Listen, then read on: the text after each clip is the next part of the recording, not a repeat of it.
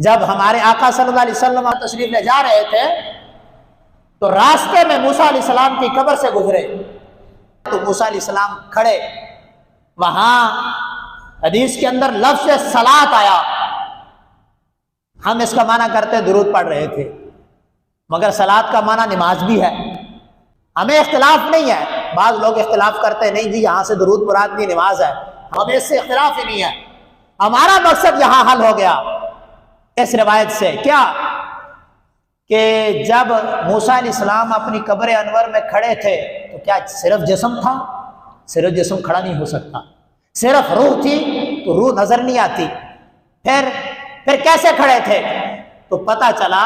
موسیٰ علیہ السلام اپنی قبر انور کے اندر کھڑے ہو کے نماز پڑھ رہے تھے یا درود پڑھ رہے تھے؟ اپنی قبر انور میں زندہ تھے اور اپنے جسم اطہر کے ساتھ زندہ تھے۔ معراج النبی صلی اللہ علیہ وسلم سے ہمیں حیات الانبیاء کا یہ مسئلہ بھی سمجھ آ گیا کہ انبیاء کی ذوات قدسیہ وہ قبر میں زندہ ہے ایسے جیسے دنیا میں ان کی زندگی ہے، بلکہ دنیا کی زندگی سے زیادہ تصرفات قبر میں جا کے حاصل ہوتے ہیں۔ اب یہ مسئلہ تو یہاں کلیئر ہو گیا کہ انبیاء کی اپنی قبروں میں زندہ ہوتے ہیں، اور سوچیں وہ لوگ جو کہتے ہیں وہ تو ان کا معاملہ ختم ہو گیا، جو یہ اعتراض کرتے ہیں۔ مسجد اقصیٰ کے اندر جب سارے انبیاء وہاں تشریف فرما تھے تو یہ بھی حیات انبیاء کا ایک واضح ثبوت ہے ہمارے سامنے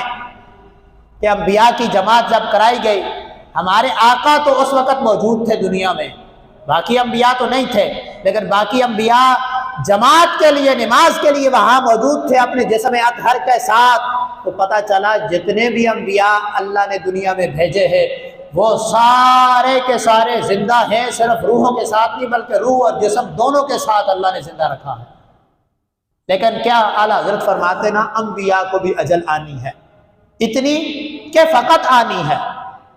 اعلیٰ حضرت فرماتے ہیں فقط کا مطلب یہ ہے کہ ایک لمحہ کے لیے موت کا ذائقہ چکھا کے اللہ نے اپنے اور بندے کے درمیان فرق کرنا تھا کہ کوئی یہ نہ سمجھے کہ یہ بھی خدا ہے، نہ یہ خدا نہیں ہے،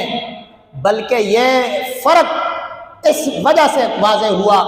کہ فقط آنی ہے، یعنی ایک لمحہ کے لیے ان کو ظاہری حیات سے دوسری حیات کی طرف منتقل کر کے اللہ نے بتا دیا کہ یہ خدا نہیں ہے، یہ خدا کے بندے ہیں۔ اس لیے یہاں اس باطل